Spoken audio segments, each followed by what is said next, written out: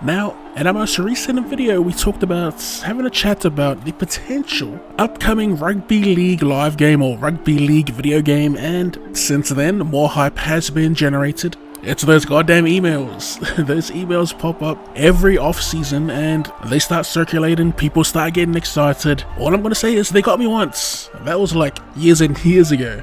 Now this screenshot's from the last off season and it went something like this. Now if you're watching this in the dark, pre-warning, you're about to get flashbanged. Thanks for your email. We are currently working with the developer to ensure the best possible game will be released. At this stage, the launch date is yet to be confirmed, but we'll be sure to let supporters know as soon as the date is confirmed. Kind regards, old mate from down the street.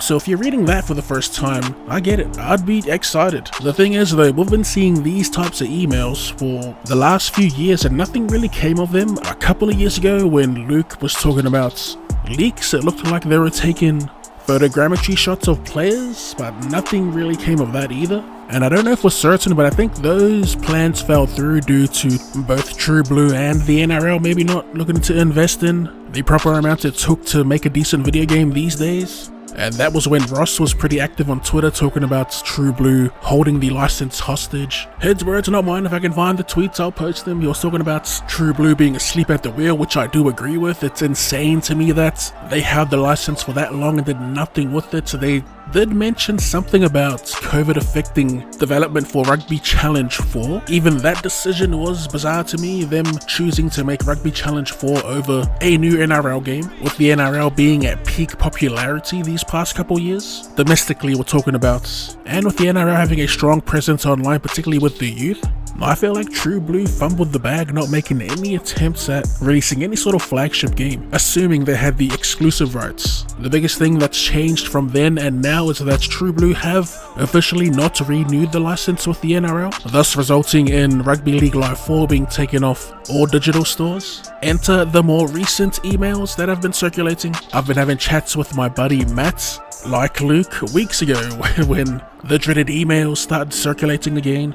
The initial email was pretty vague. It said a new game is currently in development with details to be released in the coming months. And then Matt went ahead and emailed them himself and got the same response. It is an interesting response out of them, saying that there are more details to come.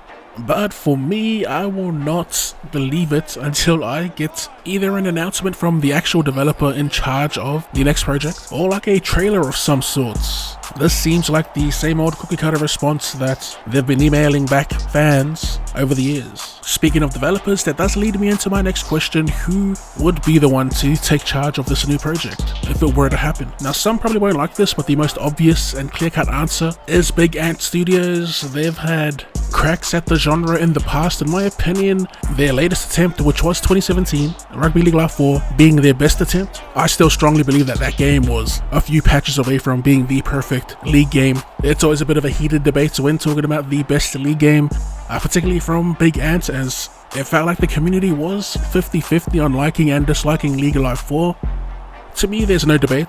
Gameplay wise, it was the most advanced we got, for attacking structures at least. Their set play system, their on the fly interchange system was ahead of its time, and it still baffles me to this day why True Blue didn't want to further expound on what Big Ant Studios had cooking at the time. So if I had to pick, I would take Big Ant. They do have a track record, and from what I've read, they're actual fans of the sports. Now that's who I'd like to see have another dig at the next Rugby League game. For those of you expecting like an EA or 2K, let me tell you right now, don't expect that, because you're setting yourself up for disappointment.